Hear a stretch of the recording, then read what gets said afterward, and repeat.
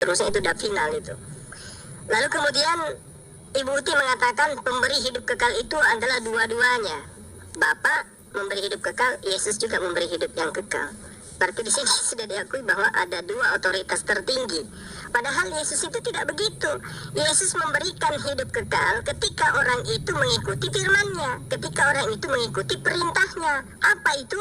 Menuhankan Tuhannya Yesus, satu-satunya Tuhan yang benar, dan mendudukkan Yesus itu sebagai utusan Tuhan. Kepada siapa? Kepada Bani Israel. Jadi Yesus tidak memberikan hidup kekal di luar daripada Bani Israel, hanya kepada Bani Israel saja. Lalu kemudian dikatakan bahwa apa yang dipunya Bapa itu juga yang dimiliki oleh Yesus. Ya, Anda harus mendalami lagi. Kenapa? Ketika Bapa punya pengetahuan tentang kapan hari kiamat, Yesus tidak punya ilmu itu.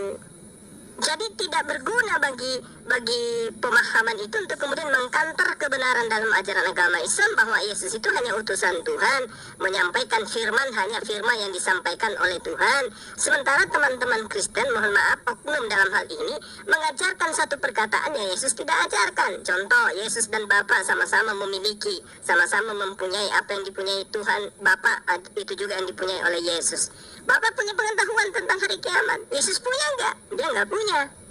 Lalu kemudian Yohanes 8 nomor 51. Di situ dikatakan sesungguhnya barang siapa yang menuruti. Artinya bukan firman Paulus yang dituruti, harus firman-Nya Yesus. Ya, sesungguhnya barang siapa menuruti firman-Ku, ia tidak akan mengalami maut selama-lamanya. Artinya tidak akan merasakan mati, tidak akan mengalami kematian.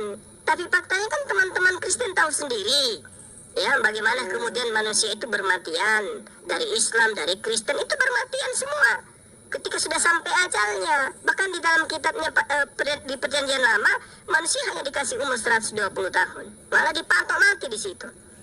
Sesungguhnya barang siapa menuruti firman-Ku, ia tidak akan mengalami maut, dia tidak akan mengalami kematian selama-lamanya. Apakah ini betul?